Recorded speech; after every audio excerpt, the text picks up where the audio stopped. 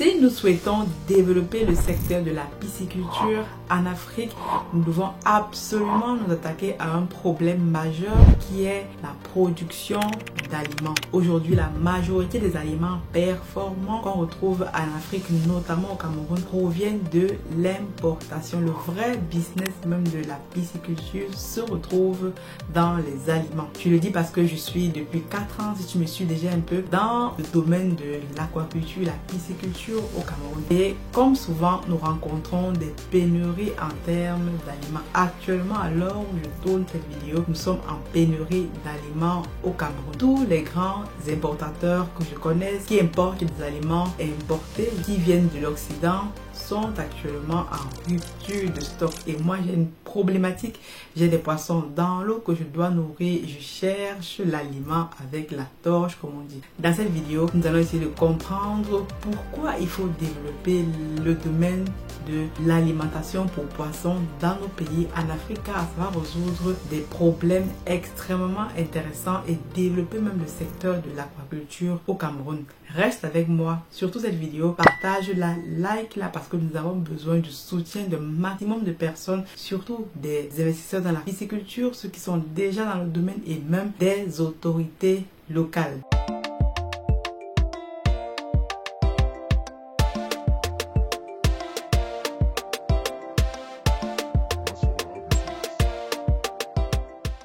Salut à toi et bienvenue sur Masora Business. Si tu me découvres dans cette vidéo, je m'appelle Aniel Cruzet. Je suis ingénieur logiciel entrepreneur, auteur également d'un livre intitulé Investir en Afrique dans la pisciculture. C'est un domaine qui est très intéressant qu'on ne présente plus. Je travaille depuis 4 ans avec mes partenaires pour développer ce secteur en Afrique, notamment au Cameroun.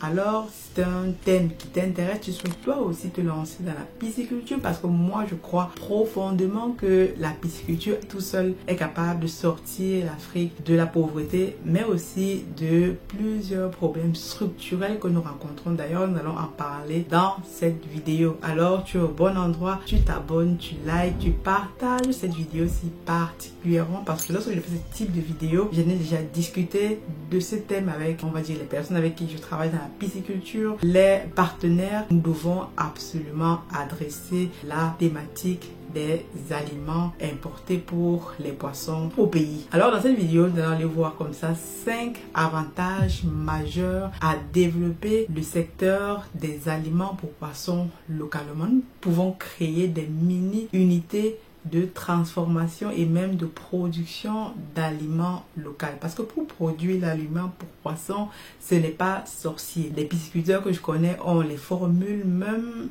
l'école qui forme les pisciculteurs au Cameroun, ils ont les formules. Mais je me demande pourquoi depuis plusieurs années que l'État veut développer ce secteur pour notamment pallier à l'import massif des poissons. On n'a pas toujours adressé cette thématique. Peut-être qu'il y a des choses qui existent. C'est aussi l'occasion de vous écouter sur le sujet. Comme je le disais en amont, actuellement au Cameroun, on est en pénurie d'aliments. Moi-même, je cherche l'aliment avec la torche. Et lorsque je vois comment les gens extrapolent sur les prix, ça me fait penser à une vraie mafia.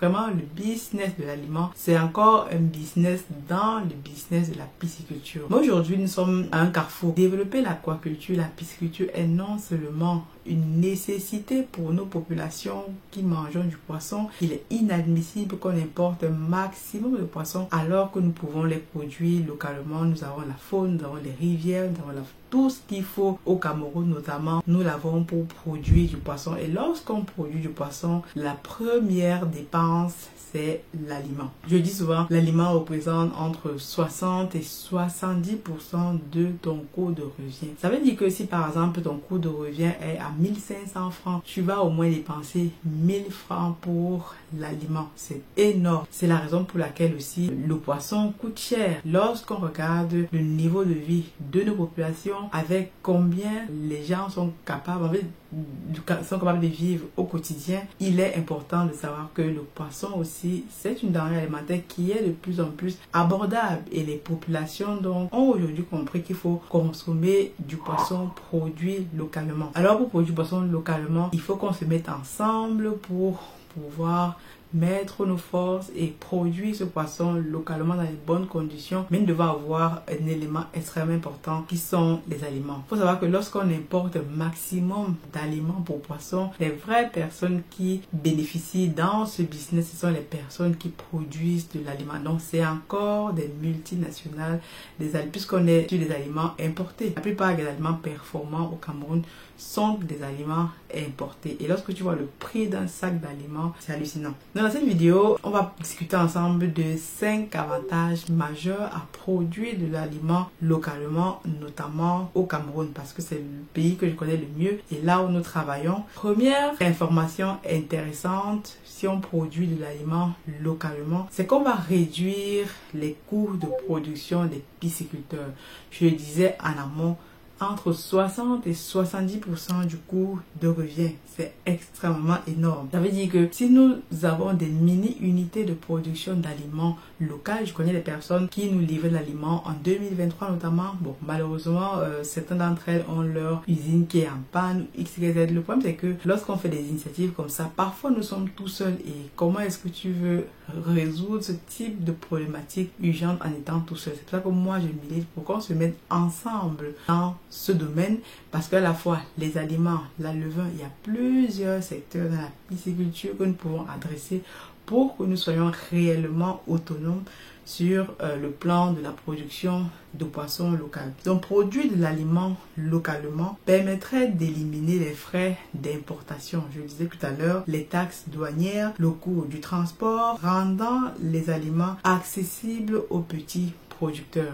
Lorsqu'on m'approche souvent me disant Aniel, je veux me lancer dans la pisciculture, d'ailleurs tous ceux qui regardent cette vidéo, si vous voulez vous lancer dans la pisciculture, cette vidéo est extrêmement intéressante pour vous, parce que vous allez comprendre, parce que même si vous lancez dans la pisciculture à un petit niveau, à la petite échelle, cette vidéo-ci vous concerne parce que vous aurez besoin de nourrir vos poissons. Et lorsque vous allez acheter un sac d'aliments à 25 000 francs, parfois même à 24 000, d'autres même augmentent les prix à 30 000, vous allez vous rendre compte que même si c'est un domaine qui peut s'apparenter rentable, la problématique de l'aliment est très importante à adresser. Donc, si on s'attaque justement à produire les aliments localement, on va réduire toutes ces dépenses qui pèsent justement sur le coût de revient d'un kilogramme de poisson et donc au final sur le prix du poisson. Au Nigeria par exemple, ils produisent leurs propres aliments et lorsque tu vois combien le poisson coûte là-bas, c'est extrêmement moins cher comparé à nous, nos pays. Le Cameroun et le Nigeria sont deux pays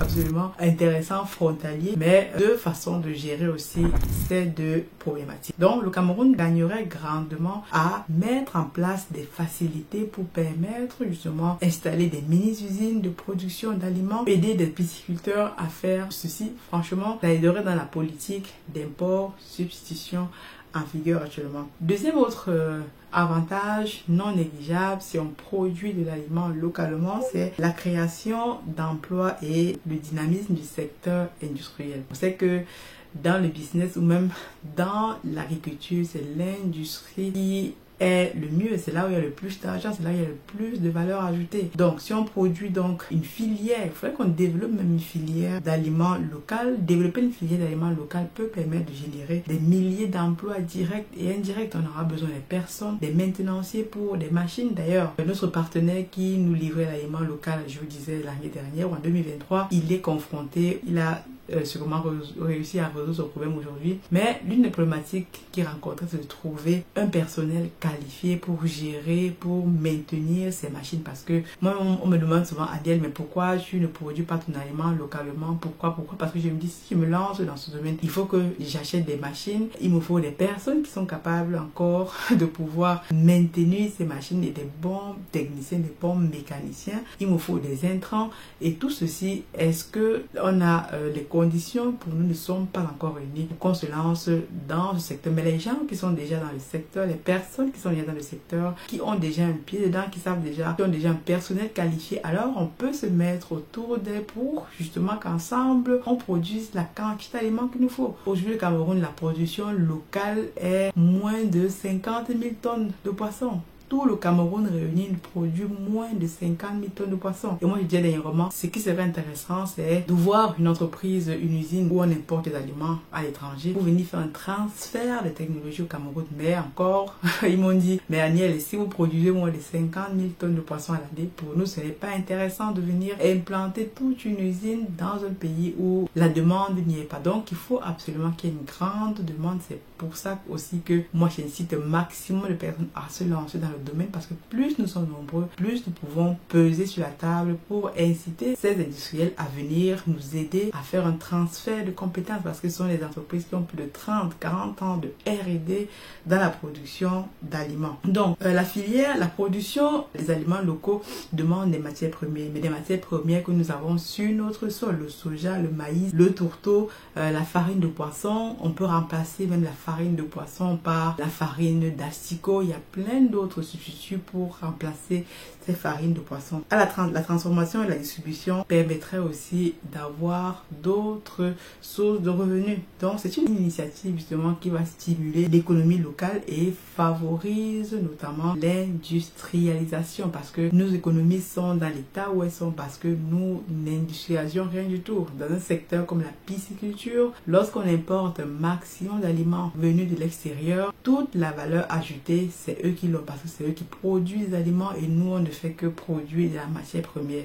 Donc, mon combat avec cette initiative, c'est de produire nous-mêmes à terme nos aliments locaux. On va réellement à ce moment-là avoir une économie circulaire qui reste sur le continent. Troisième autre avantage majeur, c'est qu'on va notamment améliorer la rentabilité et la compétitivité des pisciculteurs. En tant que pisciculteur, en réduisant le coût de l'aliment, la marge bénéficiaire bien sûr augmente, donc ce qui est non négligeable, parce que si tu produis aujourd'hui, le coût de revient d'un poisson, d'un kilogramme de poisson peut me revenir à 1500, 1600, ça dépend des périodes. Si nous produisons nos aliments localement performants, parce que là on parle des aliments performants, j'ai déjà fait une vidéo où je vous montre quelles sont les caractéristiques d'un bon aliment performant. Voilà, tu peux aller regarder cette vidéo, ça date un peu. Donc si on produit des aliments performants, on va non seulement réduire justement les coûts et on augmente notre marge bénéficiaire. Au lieu que le coût de production me revienne à 1500 francs par exemple, ça me reviendra à 1000 francs. Donc je suis plus rentable, j'investis plus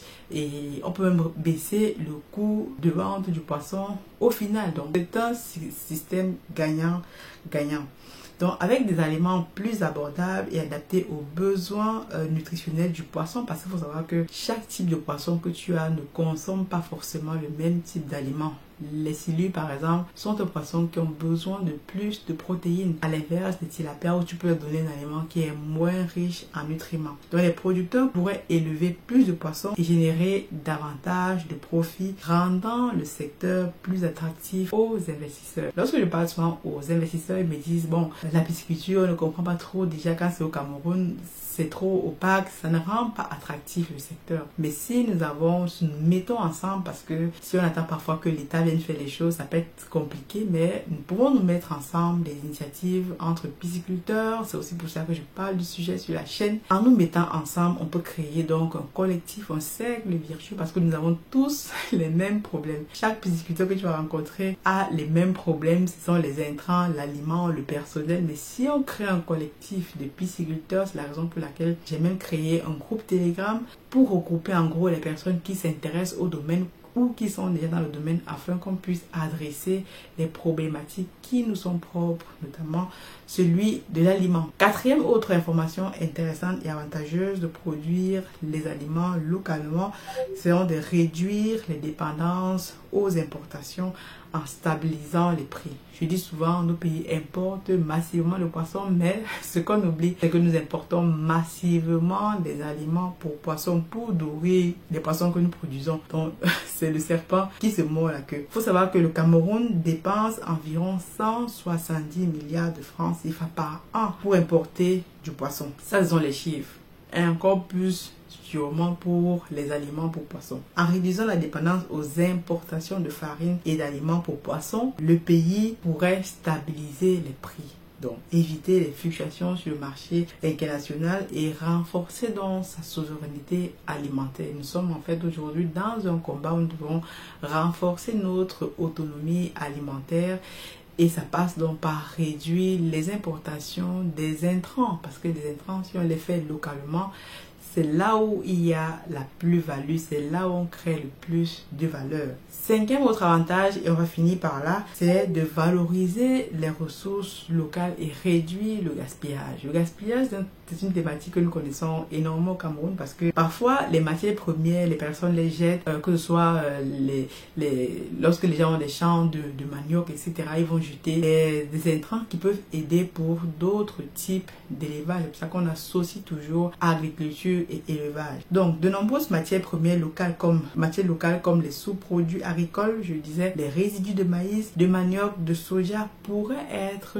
utilisés pour produire des aliments pour poissons. Cela permettrait de transformer ces ressources en aliments riches et adaptés tout en réduisant les pertes agricoles, en favorisant l'économie circulaire. C'est pour ça qu'il est intéressant de toujours associer agriculture et élevage. Tous ceux qui se lancent actuellement dans des usines de transformation de farine de manioc, on a besoin aussi de leur apport parce que tous ces résidus qu'ils vont jeter peuvent être utiles à fabriquer des aliments pour poissons. Très intéressant. Donc cela permettrait, comme je disais, à transformer les ressources que nous jetons généralement ou que on ne sait pas quoi faire en ressources extrêmement viables pour l'élevage des poissons. Donc voici comme ça 5 avantages majeurs qu'ont nos pays à développer des unités de transformation, de production d'aliments dans nos pays. On ne peut pas développer le secteur de la pisciculture si on importe des quantités énormes d'aliments. C'est très bien, mais à un moment donné, qui s'enrichit à la fin? Je ne pense pas que ce sont nos pays qui s'enrichissent.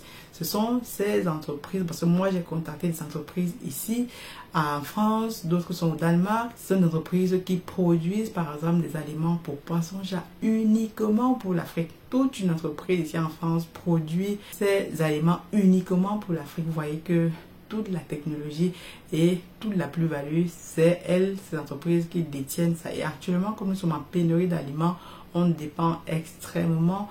Le marché est très fluctuant et je ne pense pas qu'on peut développer un secteur comme la pisciculture très important, stratégique pour l'autosuffisance alimentaire de nos pays en dépendant fortement de l'extérieur. C'est tout ce que nous essayons de travailler contre, c'est tout ce que nous essayons d'adresser comme thématique et il faudrait que ensemble on se mette autour de la table pour adresser la thématique. Nous, Africa Food Industry, je vais essayer à mon petit niveau de mobiliser des personnes autour des pouvoirs publics si je peux, mais on a besoin d'une mobilisation extrêmement forte de tous les pisciculteurs. Donc, si tu es pisciculteur ou que tu souhaites investir dans le domaine, cette vidéo, si elle est pour toi, partage-la afin que nous soyons nombreux et nombreuses à nous mettre autour de la table pour résoudre ce problème. Nous sommes déjà sur le terrain et je m'engage à porter cette thématique là où le besoin se fera ressentir.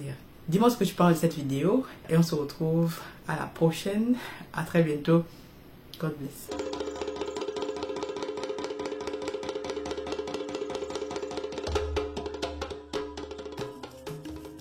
Bienvenue chez Africa Food Industry, votre partenaire de confiance pour une alimentation saine et de qualité.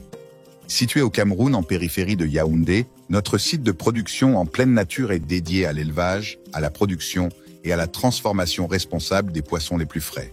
Chez Africa Food Industry, nous élevons et transformons une variété de poissons, notamment le silure, la carpe et le tilapia, dans le respect de l'environnement et du bien-être animal.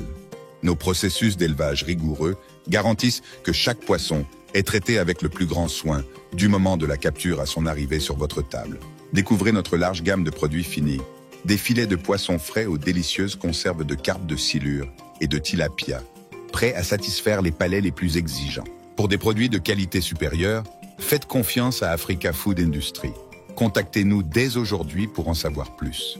Africa Food Industry, nourrir le monde, une bouchée à la fois.